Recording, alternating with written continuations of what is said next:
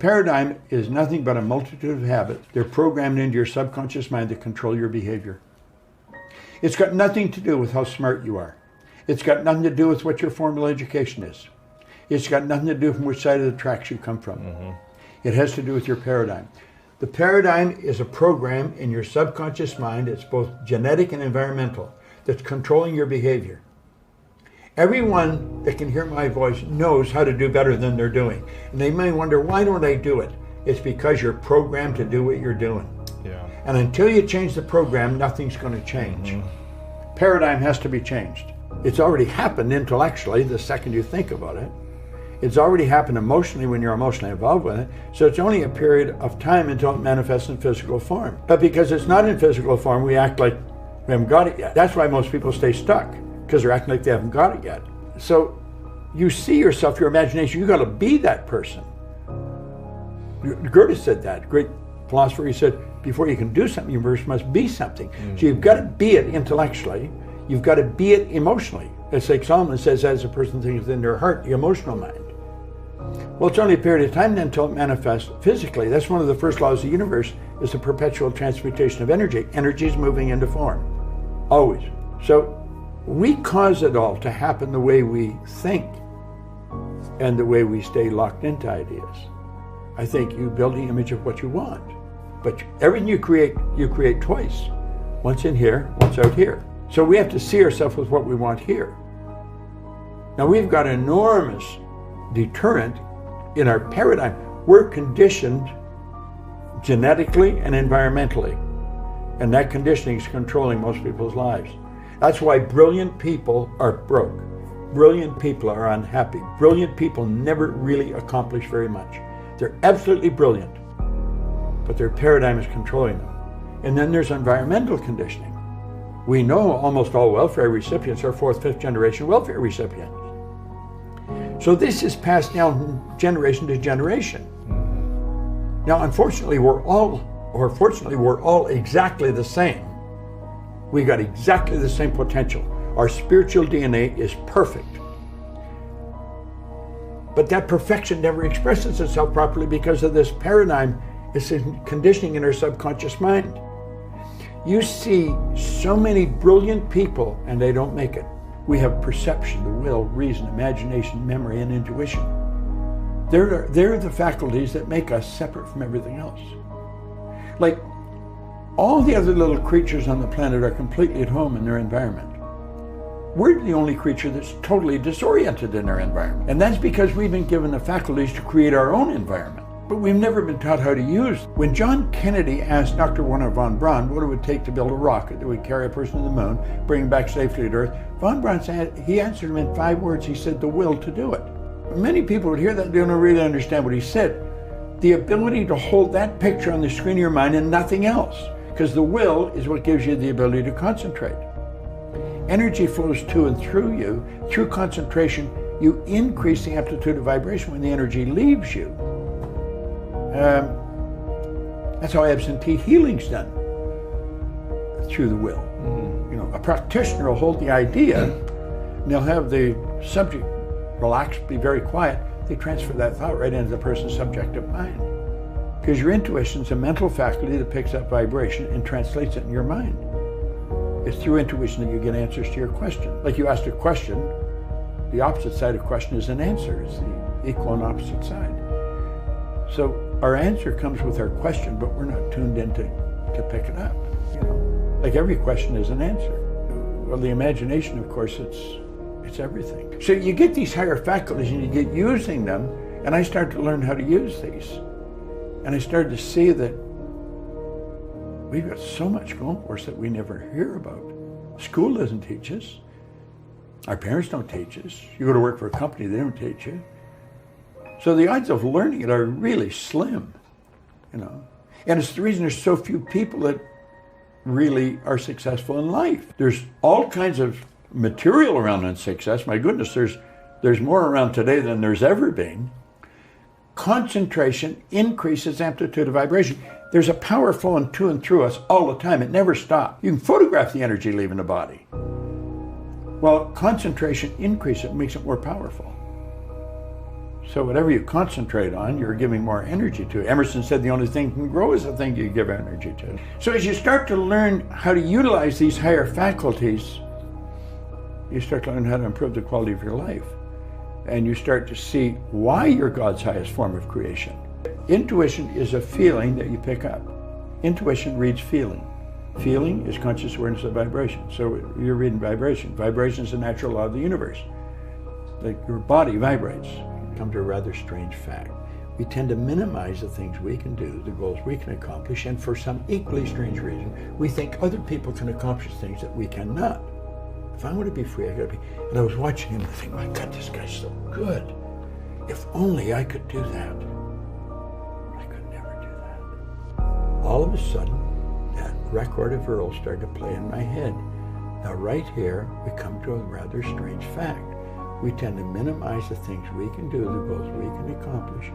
And I thought, damn, that's what Earl means. The paradigm can only be changed one of two ways. One is an emotional impact and repetition, constant spaced repetition. So you take this affirmation of thing I want to change, and you've got to keep repeating it to yourself. You've got to keep seeing it through the repetition of it. Pretty soon it becomes fixed in your mind. Then the thing you're afraid of becomes a habit. You just automatically do it. Yeah. Like there's things you do automatically today that you don't even give a thought to. Yeah. But at one time you're afraid to do it. Sure. So I think that's how you keep changing. Thought is a very powerful. Thought is the preamble to everything. You think on frequencies. Now this has to do with goals. When you set a goal, you have to flip your brain onto the frequency that the good that you desire or that you need for that goal is there. So most people don't make the decision because they don't know how to get it. You don't have to know how to get it. That's why von Braun said when Kennedy asked him how to get to the moon, the will to do it. You're going to make the decision. You don't make the decision when you've got enough money or when you've got all the resources. You make the decision.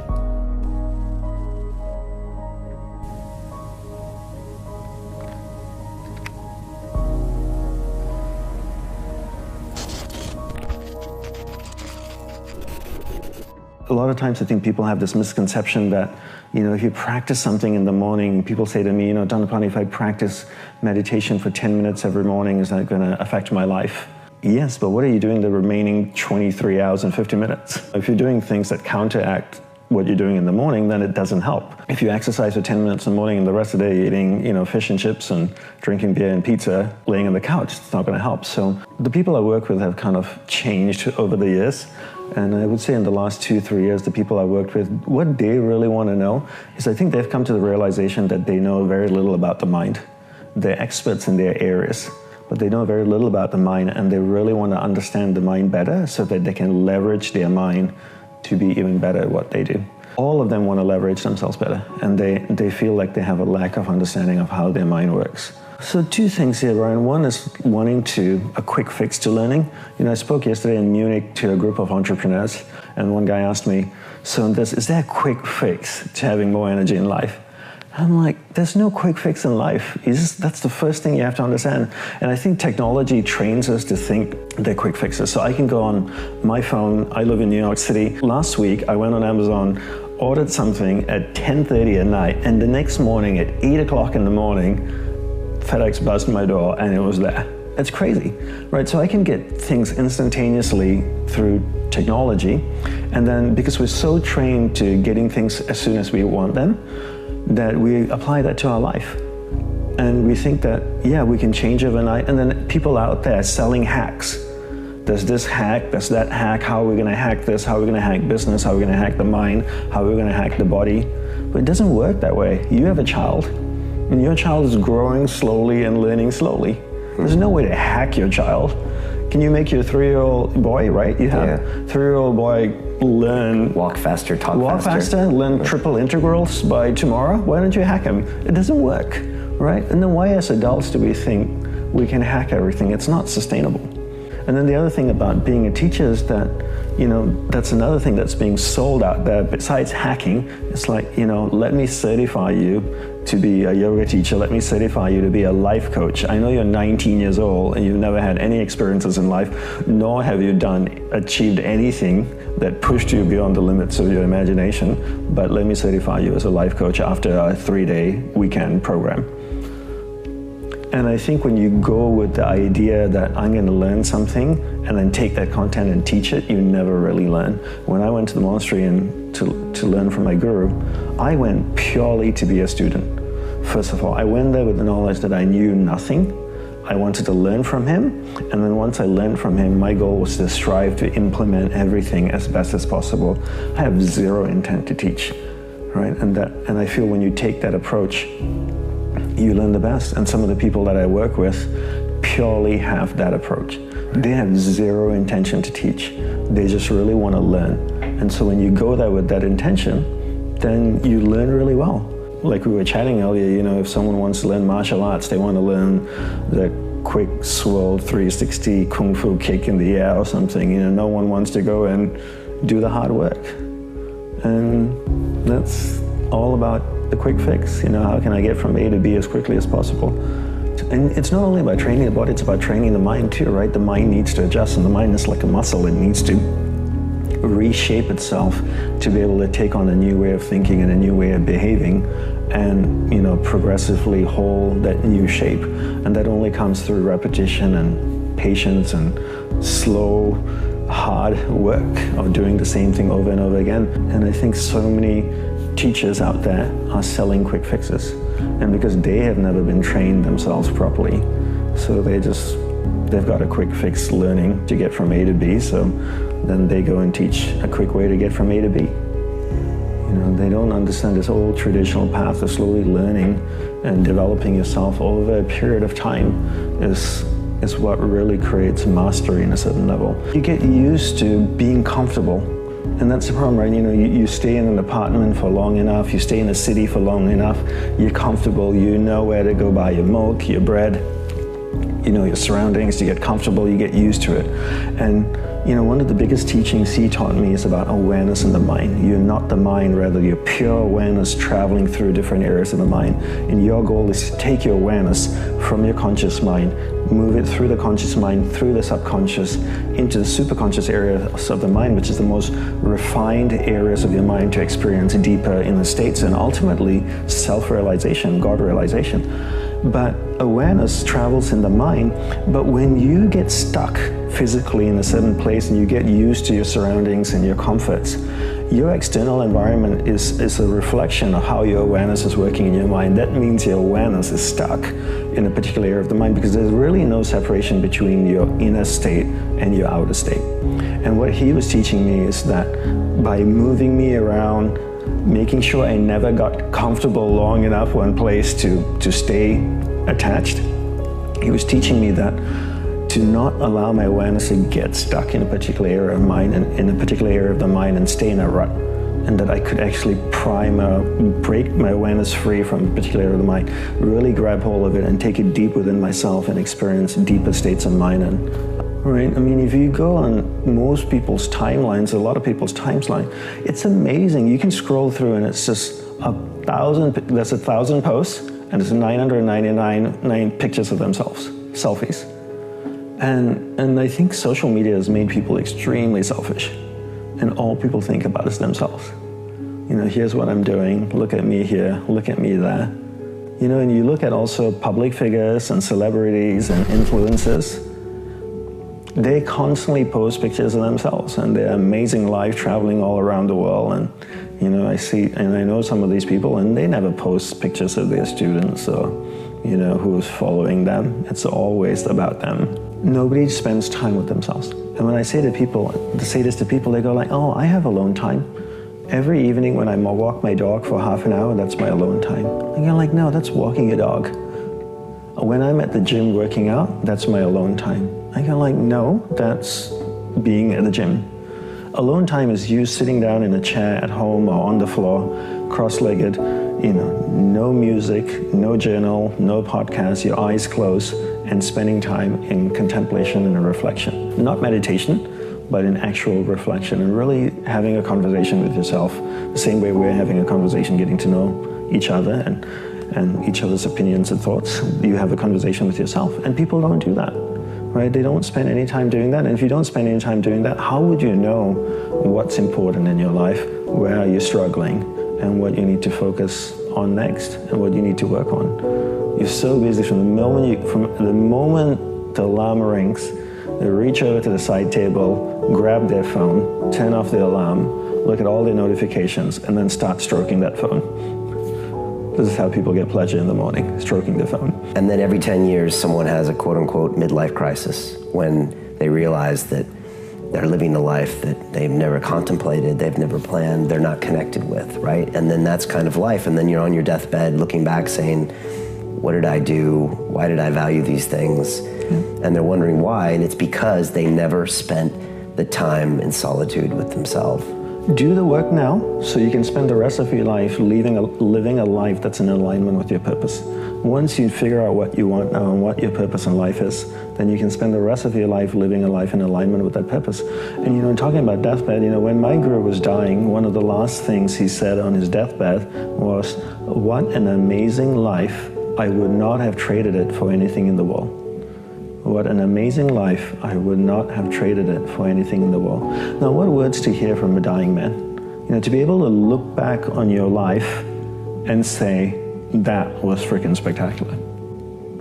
So when you're so determined, when you're so clear what you want in life, and you're so determined to get it, and you're willing to give up everything and everyone for it, then you're living a life in alignment with your purpose, and then you can spend the rest of your life in sync with who you are, as opposed to chasing so many different things around you that sparkle, whether it's, I want to be like that person, and I want to do this, and that sounds fascinating, maybe I'll try that for a few years. You meet kids nowadays that are 18, 19, 20 years old, and you ask them, what do you want to do? What are you studying at university?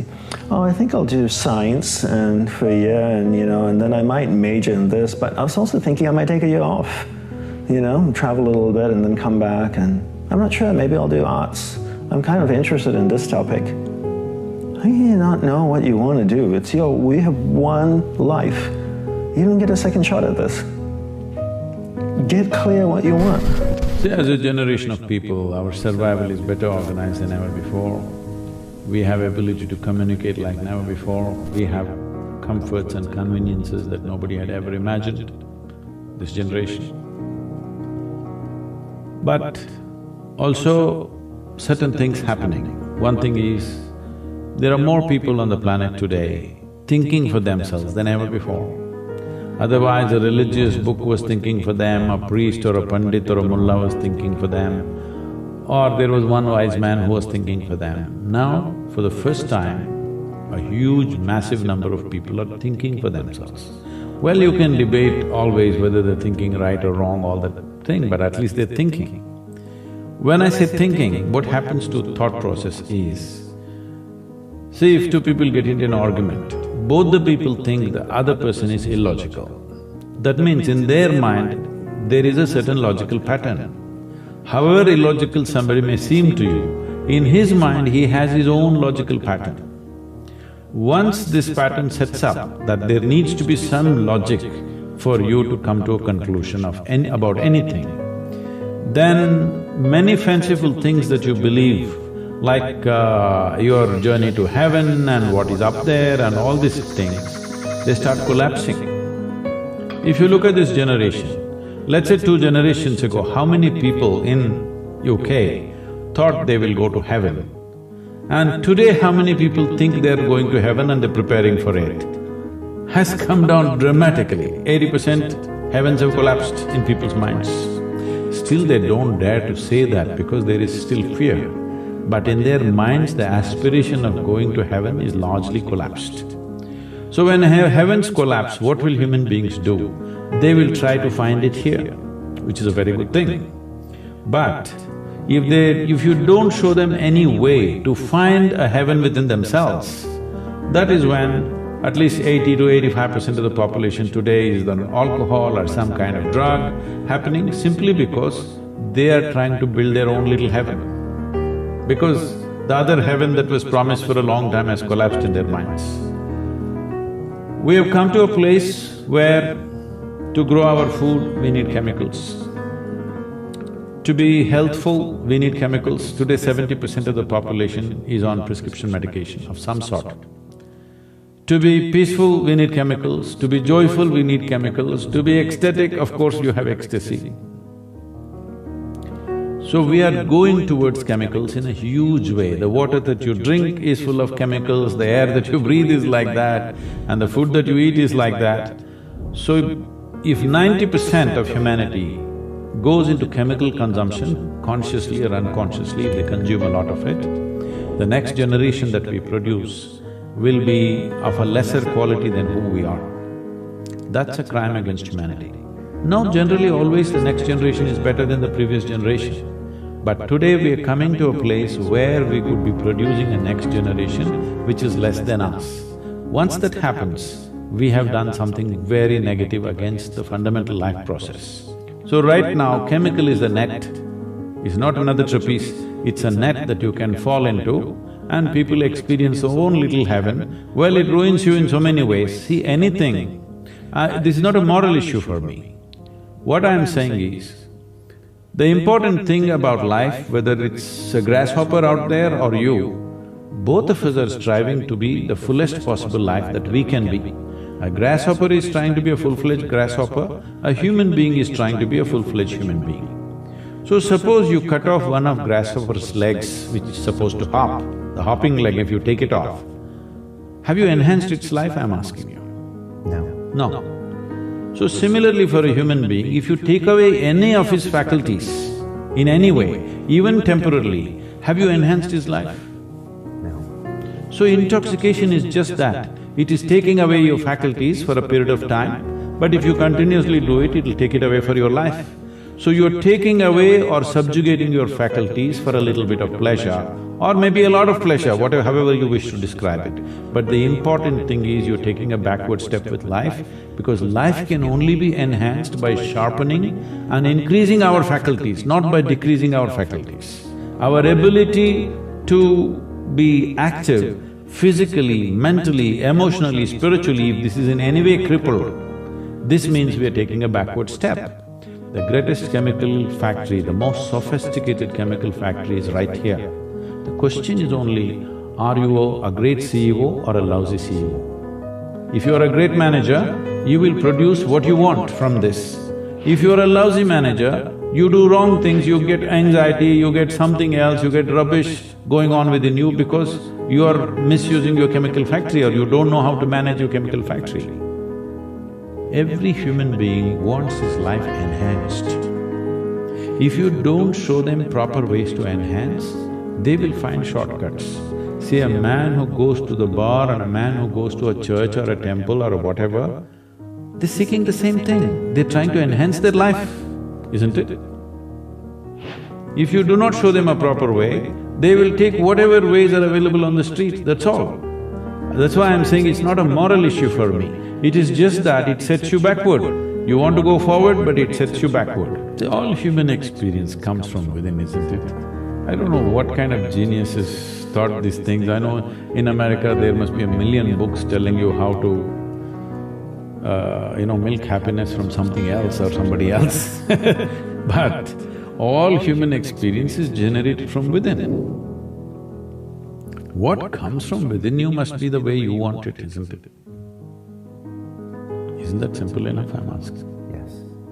What comes from around you may not be the way you want it, but what comes from within you must be the way you want it. If whatever happens within you the way you want it, will you be blissed out or miserable? Should be happy. Blissed out. Blissed out.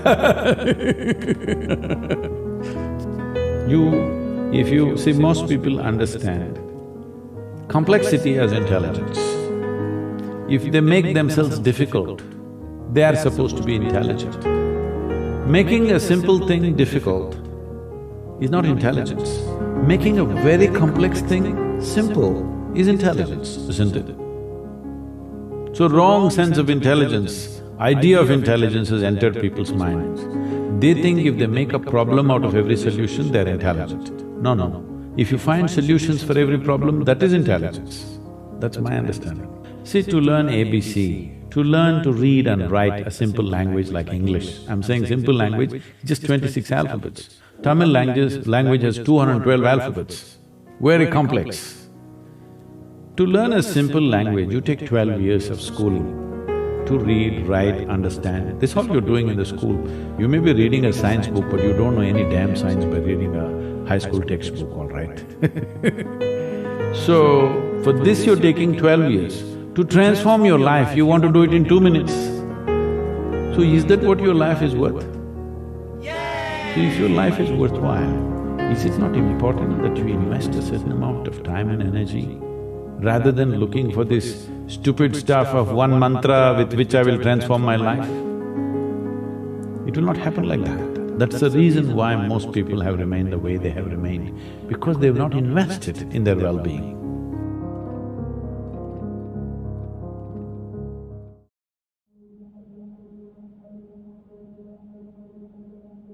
The cost of your good habits is in the present, and the cost of your bad habits is in the future.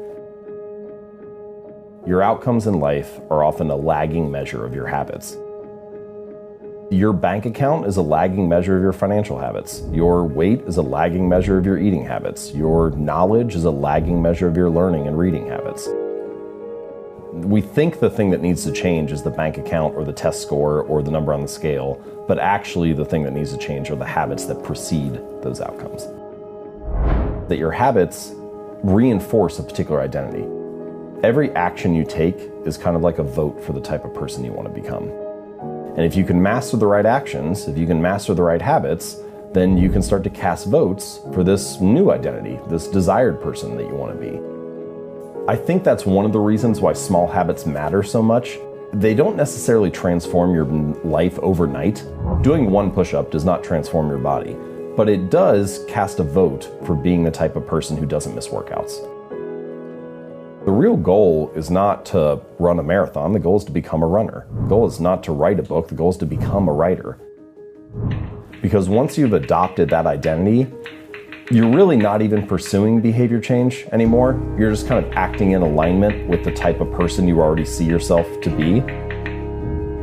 If we're going to be building habits anyway, then it makes more sense to be able to understand how they work and how to structure them so that you can be the architect of your habits rather than the victim of them.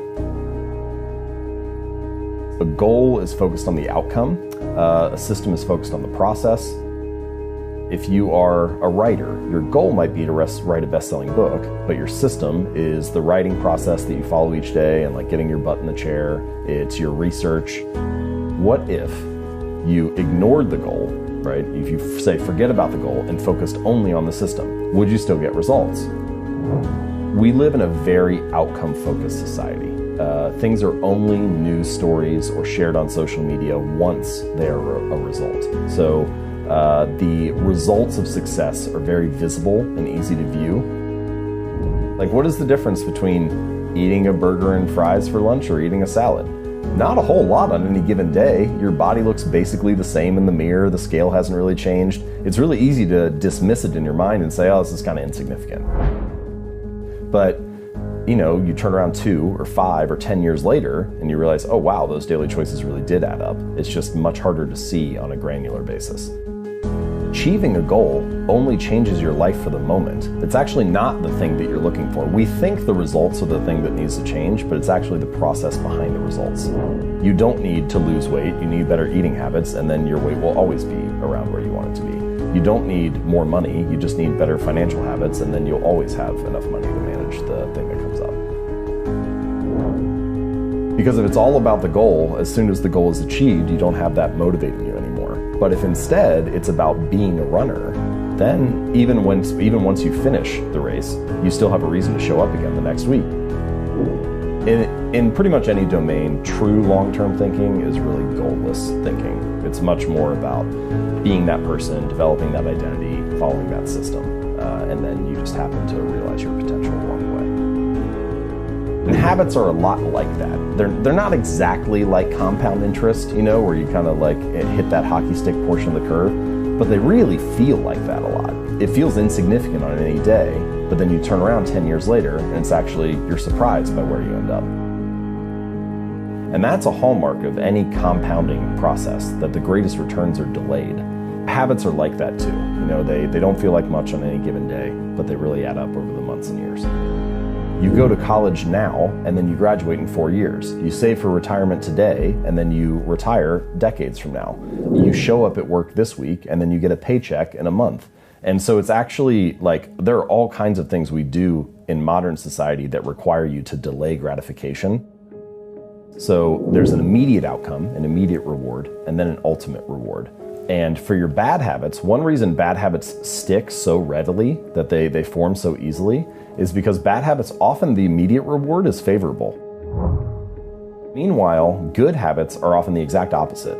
The immediate reward of going to the gym, or going to the gym for like a week, isn't really that great. Your body's probably sore, you don't have much to show for it, your body looks the same, your weight hasn't really changed. But if you stick to that for 6 months or a year or 2 years, then the ultimate reward is favorable. Or a lot of the challenge of building good habits and breaking bad ones is figuring out how to pull the long-term costs of your bad habits into the present moment, so you feel a little bit of that pain right now and have a reason to avoid it, and pull the long-term rewards of your good habits into the present moment so it feels good and you have a reason to kind of make it through that like valley of death in the beginning and stick with it while you're waiting for those delayed rewards to accumulate.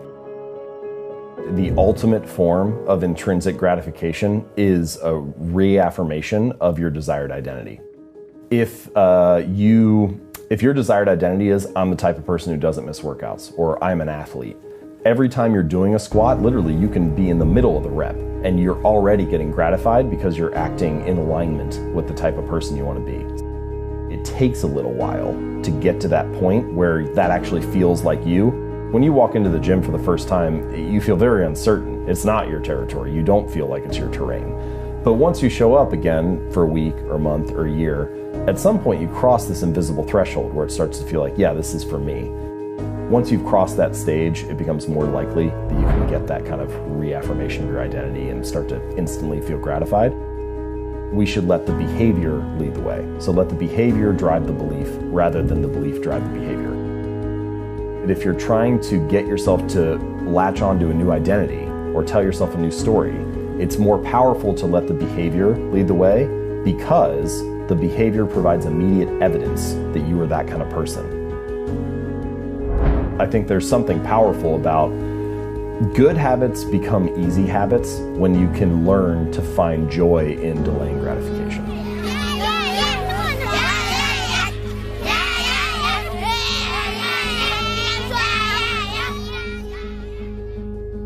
Being the most connected generation in the history of mankind has its upsides, but it also comes with real invisible problems. And we've grown up aspiring to be our idols. And that's dangerous. I mean, aspiring to achieve great things is fine, but aspiring to be our idols is dangerous.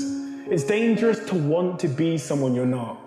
It's also not possible, but it's dangerous. And social media has glamorized the lives of a few, and we get to see their nice cars and their holidays and their wonderful lifestyle, and we want that, but we don't see the years and years of hustle, the pain, the sacrifice, the natural talent they had, the innate passion for their craft, the incredible details Steve Jobs saw the world in, or the unbelievable hardship that Richard Branson went through to get there. We don't see that. We just see the destination and we want that. But most of us don't have and aren't willing to give what it takes to fulfill that journey because it's not our journey, it's theirs. You're not passionate about typography or art or design, but you want to be Steve Jobs. You're not Steve Jobs, you're you. We are the generation that has confused admiration with aspiration, and we'll never find our own happiness until we accept that we can't have anyone else's life but our own. And if we realize this and focus on our own, then our life will be more than enough. You know, young men want to be Mark Zuckerberg because they admire him. But the crazy irony is we admire him because his life was unlike others. He didn't try to be like others. So if you want to be Mark Zuckerberg, it's time to stop trying to be Mark Zuckerberg because you'll never achieve your personal greatness.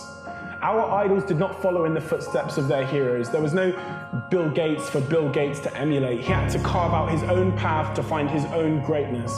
Each of our idols have uniqueness as their power. They had the conviction to disagree, the confidence to persevere, and the braveness to go against the status quo instead of embracing it.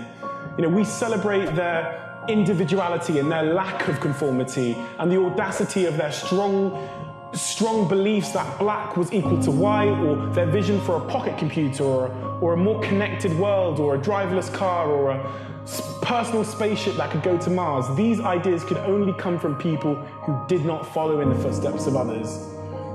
So my advice to my generation is, don't aspire to be your hero. Stop trying to mimic what you see them doing. Strive to be yourself. Visionaries are not to be imitated. They are to be admired.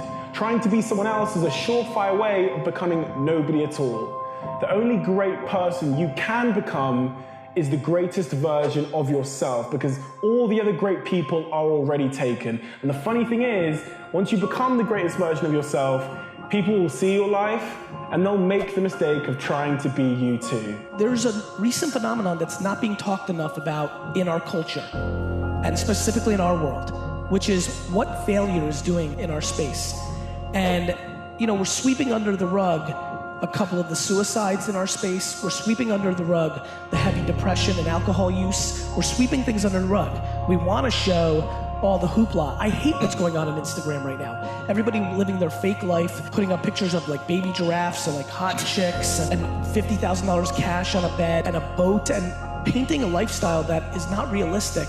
I want to have this conversation because there is a level of talent here, and what we need to all be doing is figuring out what we're best at and going all in on that. Defining your goals, defining what the life you're trying to build is, and having a real model for what you're doing. And for me, I tried to be very clear about what I'm trying to accomplish to myself. If you're doing this thing because it means something to you and you know exactly what success looks like for you, it's nice because then you're not as distracted by the fact that so-and-so is posting photos of them surrounded by $100 bills on Instagram or on a yacht in Ibiza or whatever. You want to make sure that you're not comparing yourself to other people. You want to compare yourself against the progress you've made, because look, some people are freaks. You know what I mean? Some people are just way better than you, and they're always going to be better than you, and they're not going to have to work as hard as you.